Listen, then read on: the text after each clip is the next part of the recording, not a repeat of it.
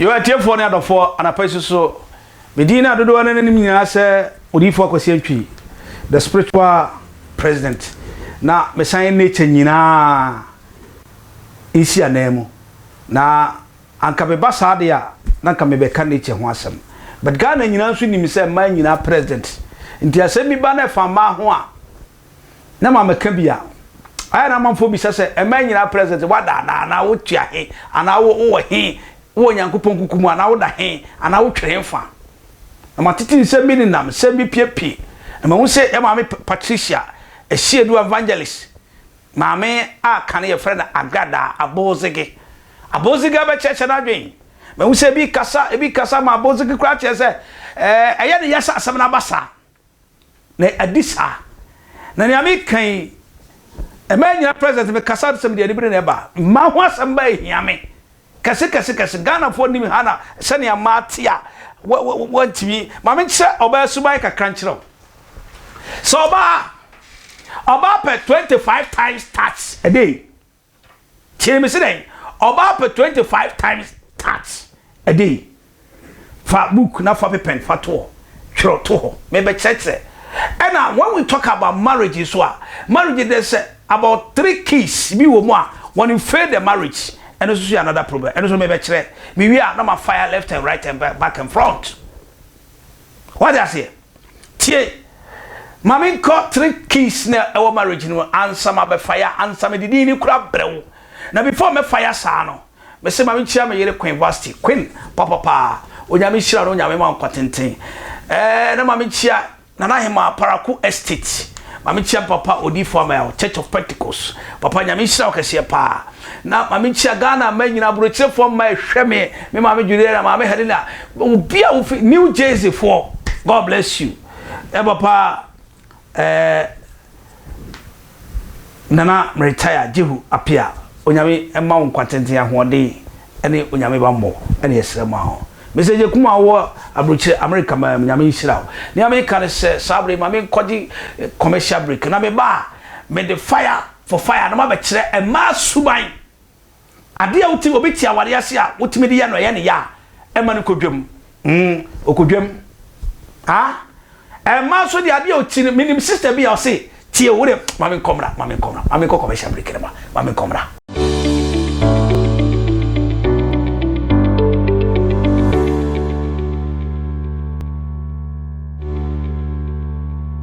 Thank you ekoya yaba onyame hira so onya abotre na hwe Odifo Akwasi Antwi na me ka cho se aha ya attention TV enye ba bia attention TV na me kan se be se bi the prophet Akwasi Antwi nipa ebo machi dom kese madwumadi me de ba Queen Varsity Foundation ona ehmobo adoye tema ayemhihie abadaye akana basaso ma wati ase se ono ne madidi a ehiafo ni di ekunafo ni di na sabre ma mfa hye ma me ma mekunafo mugu muzano ehiem me ma me mesre montwe me enche bronya minimba be tini dikadikadikadikade ya ne Queen Varsity Foundation be nimba be ti bronya no ye nya mu da Odifo me nya mu na meye amana bronya me ebrebia me ya amana brosa afidi ye me ma mekunafo mugu muzano krom me se matwe mu ho ama mentime na afi ebeji mu nsem afi onyame be ma na basaso ama mesraw odofobia wo hwe bibia afi mekunafo mugu ehiem muzano ekunafo mugu o mesraw obi a wo hwe bibia New Jersey for America for Switzerland for London for me pamcho abrochi be bibia ma modin Ghana be bibia ma modin bia bronye Odifo be kwakohwe ekunafo a they are more than 200 mesraw bia 200 ko me kokra ne bia be kan minim enye nyame hihye no na mum enye meme hihye no nyame hihye no but etwase ye mo sere intimi serew fa Queen Varsity Foundation no ma no na me pachaw try se wo obebo ame emu esikafo na musika na ba mamfa nkoma mai wo no na mai omo je omo de to nuro mo to ye kese omunufu ye kese me se me din ba ko so ehya de kese emfa wo data enkohwe obaton kese emfa wo data enkohwe nufu kese mediane Odifo Akwasi Antwi efia ye kan okra kirewa untimi mfa red pen ento ase aha any attention TV subscribe channel no share videos no comment for wonim de ebeta echi ebia okyerefo bi wo ha obetima kyera sen ye fra na for wadwen ebeto comment box no mo na yemfa nyetwuma me say for usika da kakra ebeso ku university mu na yenko ye beko akohwe ye maame no mo de bro nyane bi interest kana so obetima to am 20 bucks 30 bucks 50 bucks ye kwa pacho ye be ye list udini tarimu video gina so attention for be fan life ebe se Christian onyam ebe no so ide date ba beto abonten onyam ne ye bo afo na me kan se me ka sambi ya tete se ye nua ba Joyce Blessing oyobi a me pa na sempa ene ni ku Tvgh ye nyina enim ye si ye so waja aware but akwaye ye se cha aware ma ye ntwempra me be chobe se azeba na so for kai me se akwaye ye se ja aware e me ntwempra na tie me be mon filler update filler odi for Akwasi Antwi na me kasa me na me si so ma sama ham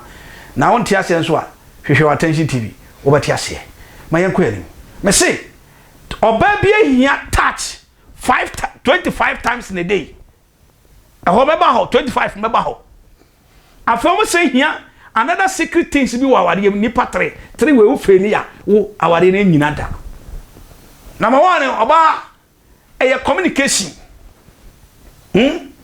how you communicate with a woman, how you chip love things to the head. What the odon sembe wuretim no packaging is a cake and we are back on. Number 2, tiri understanding the way oba na sitie no o ware repe oba bia siso a hwade odware 2 times a day. The third one o odware akoda no o huruhuru ne ba bi no de akoda oba huru na kosua kuma mu no wa huru nufu ase no wa hwitwi ne hu deodorant ne nyamanyama. You need to understand the woman. Extra cost or necessary cost, understand it, because no oye ena no ho ye ofe ena wo okofa ye enti waba no opeso san beto aso nti understanding. Number 2,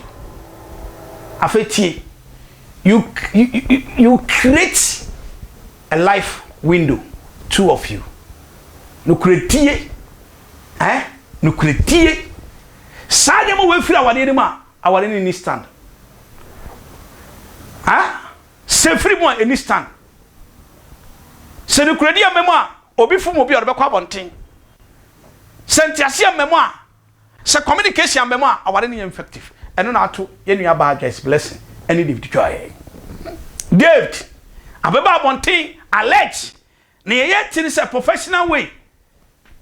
ne odi for mate ama wo se maami a friend say evangelist Patricia Esiedua popular no Apozege ministry fire Apozege ministry ya beto abonten say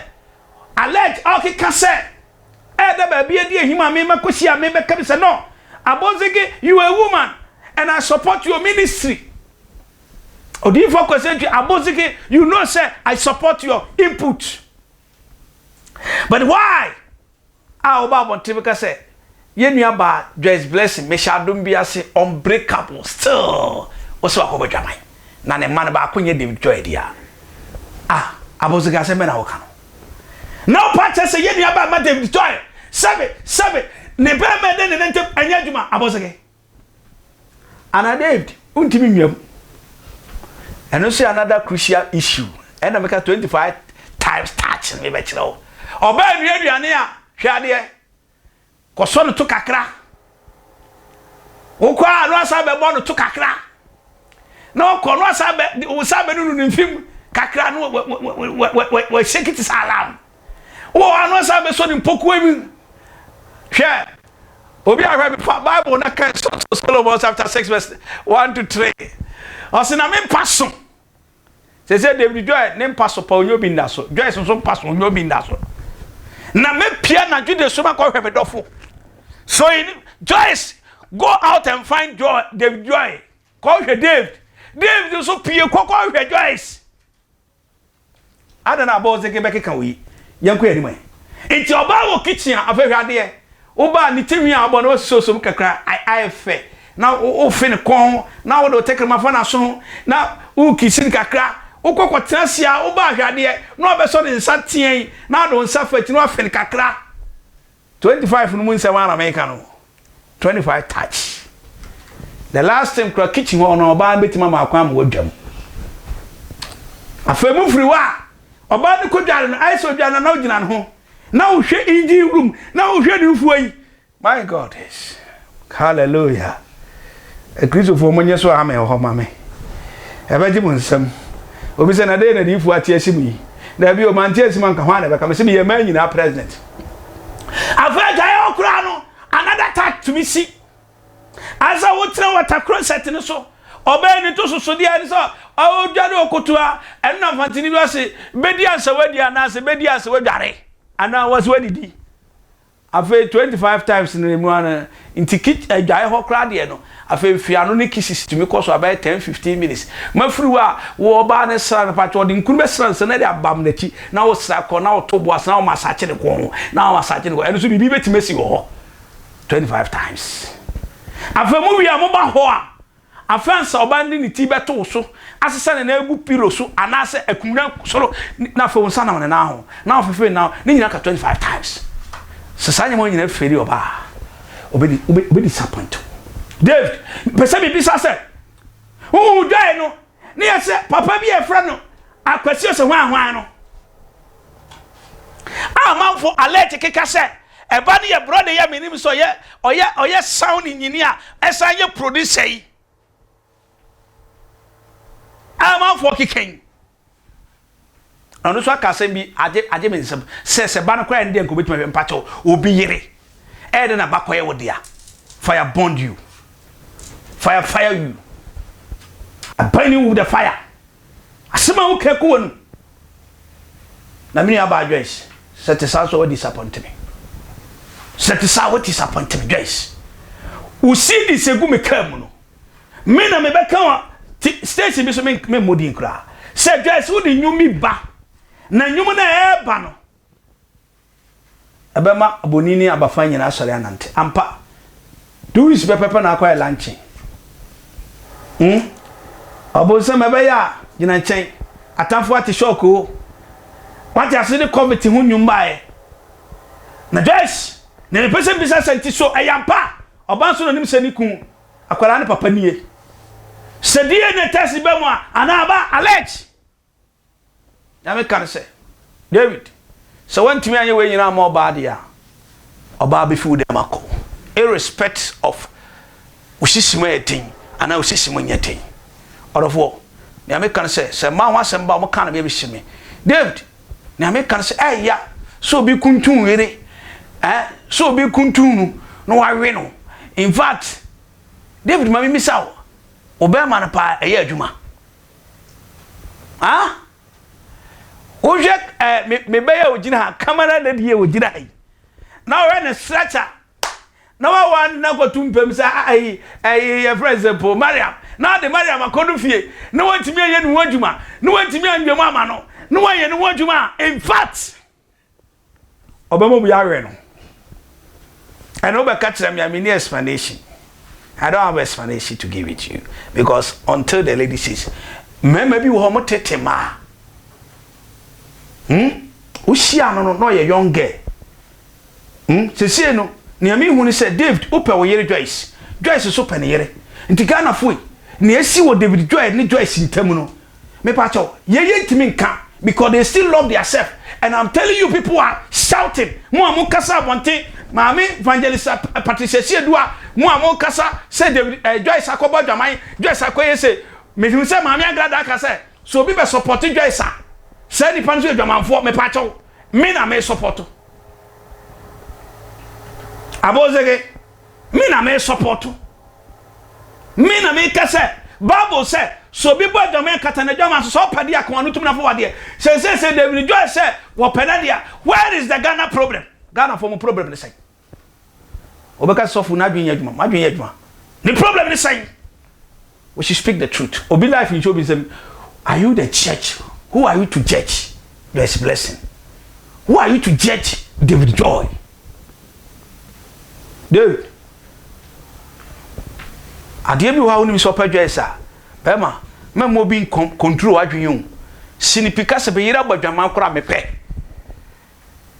me yira badwa wo beka se na sofo nso wo kono obi kuntun yiri so no odi na be wo dada wona madwuma mitimi bɔ me sinsire mo ponko tieriye me sinsire mo ponko mo bana me yes me senso na me yes exercise wo say yes I know how to fire oba de akọ ni oba hia no o fire no na this cat touchre o fire no wadi na duane o fire no na o fe na no o fire na kan sempa kire no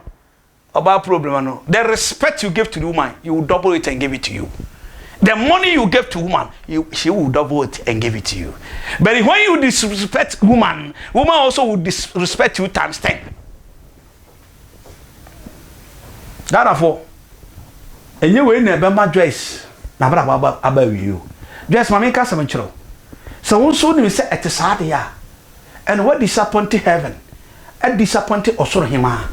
a disappoint Kristo na nkasa me pesa make cancer because info bi ne nyama bi a me kura mu no se me kasa me de ba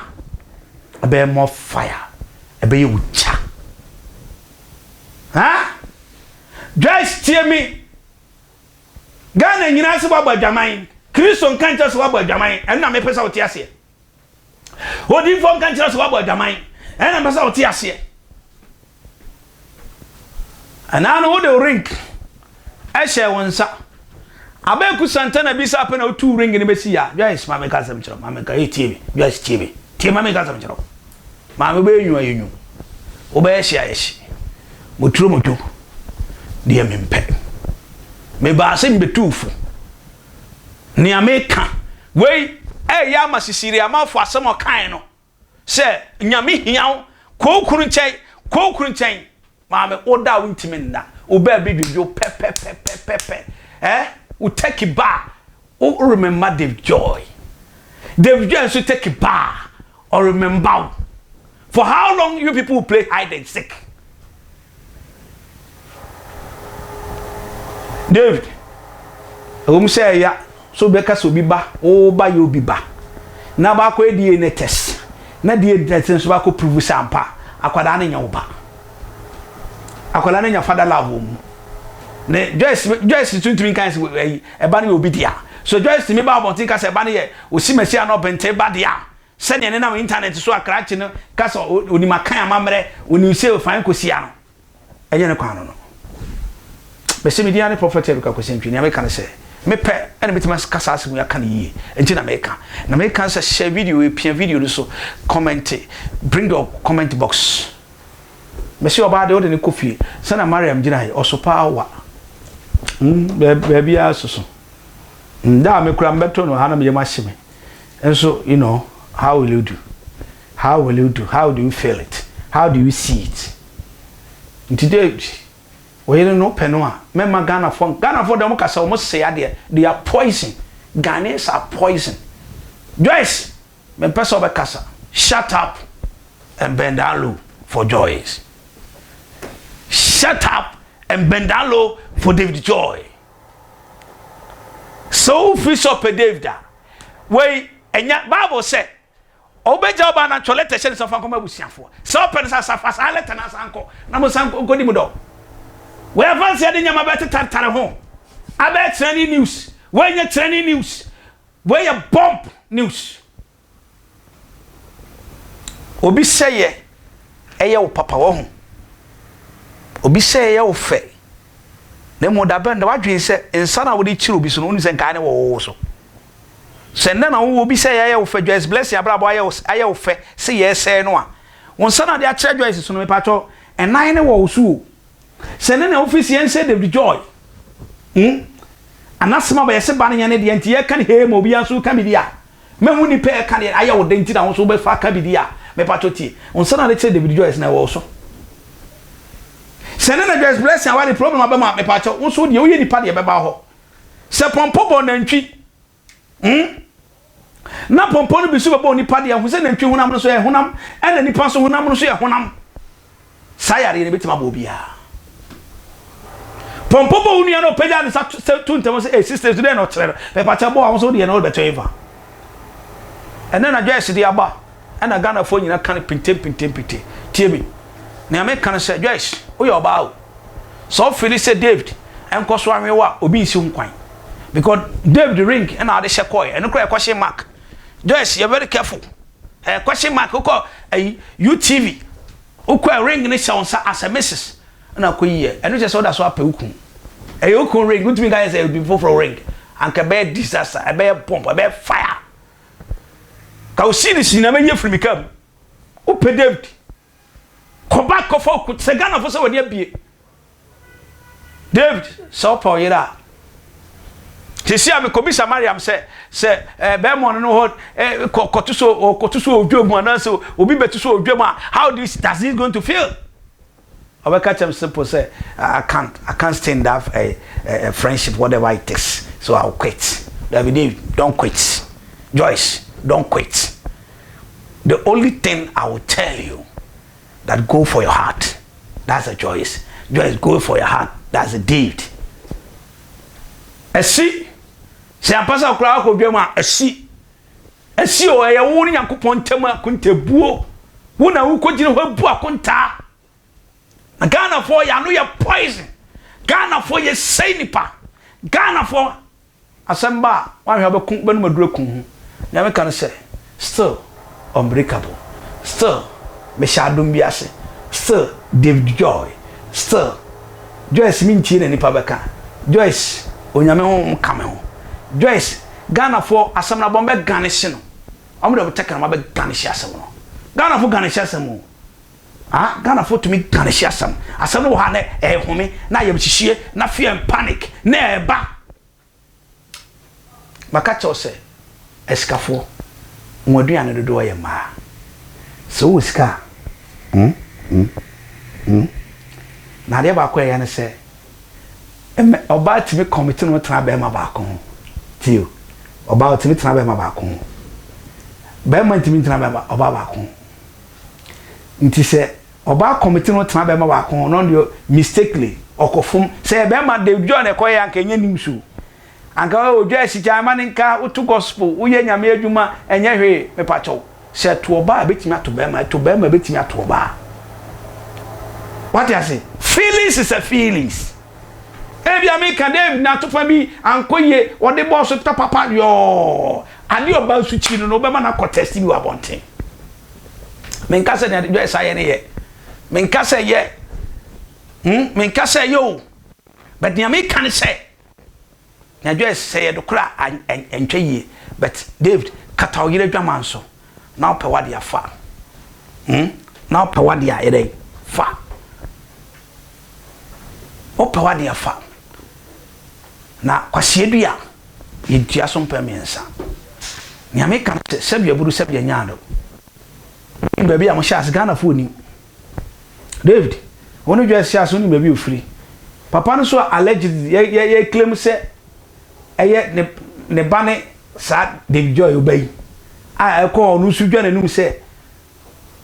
e ko say ne ba obetimi ahwe no hwade be ma ye de ukojina kota won aye fare aye beje wona waso be hye nti men ko kabiem David jina wahwa kwala no nti be ma ko ose akwala no ye ne dia no omra bonten wo access to so be bo be ma ne ka fa o yire da fa akwada no na oni mi na da chi obeye oni mi na da chi obeye ya me kan se onya me sunsun ni na ho de nkatam so men kasa aware fo konko fire om ho da bi men kasa Maria means aware dia I say bia wo deti I don't know say aware dia e bia no deti and as I don't know say ka me pesa ka na bibi say tie for mo share mo comment mo mi say Maria so aware ana na Maria so tie aware say ya no ya na I don't know na me kan say onyame ne ye boafo me DNA-Prophet Akwasi Antwi share comment ye nua Joyce oyinipa na septa fracha aboafo momwa nipa so fum nipa nti ne esi no emi yasa kobasa na me kan so onyame sunsun enkata oba ne be ma no so na asodwe mra me pa cho o ka Joyce asem no e ma oska tubutu o ka se Joyce Joyce ye dwamanfo no e diska brew What's that best camera? Who will see with time? Who will see with Sika? And so yes, that's why you're unbreakable. Dave, you see, that's why Dave. Who can't Dave said, baby, and a bear man, you man, if I told who are this capital? Who can't just blessing any kuma what he must have done at the below? And multiply. So, Jawa, that general Jawa, just had the dear. Nemu, who focus on life, because you always know apart from Yanko Pompe. When you miss soon and cut out, no, you ye. But that's bye bye.